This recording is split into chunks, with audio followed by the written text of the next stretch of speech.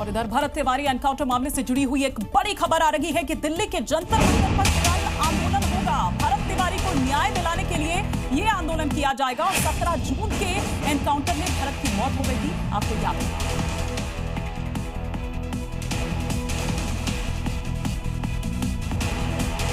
बात सबसे पहले मध्य प्रदेश के दतिया की करते हैं, जहां पर विधानसभा सीट पर उपचुनाव होने वाला है। बीजेपी ने आशुतोष तिवारी को उम्मीदवार बनाया है और इसके बाद आप देखिए कि किस तरह से नरोत्तम मिश्रा के जो समर्थक हैं वो भड़क जाते हैं और दतिया में जमकर बवाल करते हैं। इस्तीफों से लेकर बीजेपी दफ्तर तक पर कब्जा कर लिया गया और एक ही मांग की जा रही है कि नरोत्तम मिश्रा को टिकट दिया जाए।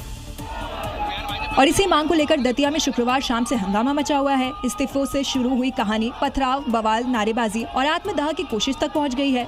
सड़कों पर जाम लगा दिया गया तो बाजार बंद का विरोध जताया।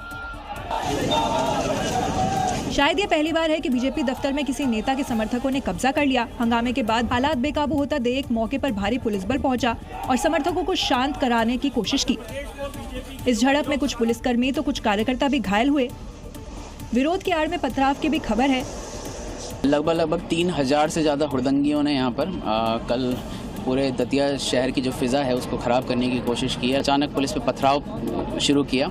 पथराव के बाद पुलिस ने तत्काल ही एक्टिव होकर अश्रु गैस का उपयोग किया, लेकिन समर्थक मानने को तैयार नहीं थे, जिसके बाद पुलिस ने हल्का बल प्रयोग कर कार्यकर्ताओं को खदेड़ा ताकि आम लोगों को हो रही परेशानी को दूर किया जा सके।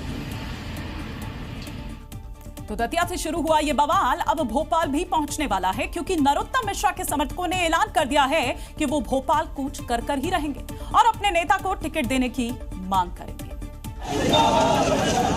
यानी दतिया वाली पिक्चर अब भोपाल में भी दिखाई देगी, क्योंकि दावा किया जा रहा है कि अब भोपाल बीजेपी ऑफिस में समर्थक विरोध करेंगे।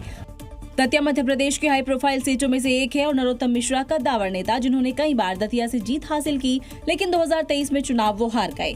ऐसे में जब उस सीट पर होने वाले उपचुनाव के लिए बीजेपी ने नरोत्तम का टिकट काटा तो समर्थकों को ये रास नहीं आया है। हालांकि दतिया में हुए बवाल के बाद नरोत्तम मिश्रा का पहला बयान भी सामने आ गया है। ये पार्टी का निर्णय है। जैसा कल कहा था ना, मार्ग अवरुद्ध करना है। पार्टी के फोरम पे अपने तरीके से अपनी बात कही जाती है, इस तरह से व्यक्त नहीं की जाती है। नरोत्तम मिश्रा ने कार्यकर्ताओं से अपील की तो वो शांत रहे, लेकिन उन्होंने खुद के टिकट कटने और प्रत्याशी आशुतोष तिवारी को लेकर कोई बयान नहीं दिया। तो भले ही नरोत्तम मिश्रा टिकट कटने पर मौन हों, लेकिन उनके समर्थक सड़कों पर जरूर उतर गए हैं। लेकिन जो नरोत्तम मिश्रा बीजेपी के कद्दावर नेताओं में शामिल हैं, 2018 से 2023 तक दतिया से विधायक रहे और शिवराज सरकार में गृह मंत्री भी रहे, उनका टिकट आखिर क्यों कटा? तो इसके पीछे की इनसाइड स्टोरी भी समझ लेते हैं। उपचुनाव की घोषणा के बाद नरोत्तम मिश्रा दतिया में एक्टिव थे। चुनावी तैयारियों के साथ लोगों से जनसंपर्क कर रहे थे। चुनाव लड़ने के लिए नामांकन पत्र खरीदने का दावा भी था। टिकट नरोत्तम मिश्रा की जगह आशुतोष तिवारी को दे दिया गया और टिकट कटने की वजह से इधर दिल्ली में यह कराया गया जो इंटरनल सर्वे था। इस सर्वे में नरोत्तम मिश्रा की जीत की संभावना कम थी। सर्वे पर मध्य प्रदेश बीजेपी से भी फीडबैक मांगा गया। प्रदेश संगठन ने नरोत्तम मिश्रा के लिए चुनाव मुश्किल बताया और इसके बाद टिकट बदलने पर गंभीरता से विचार किया गया और नरोत्तम मिश्रा की जगह आशुतोष तिवारी को टिकट दे दिया गया, जो कि नरोत्तम मिश्रा के समर्थकों को रास नहीं आ रहा।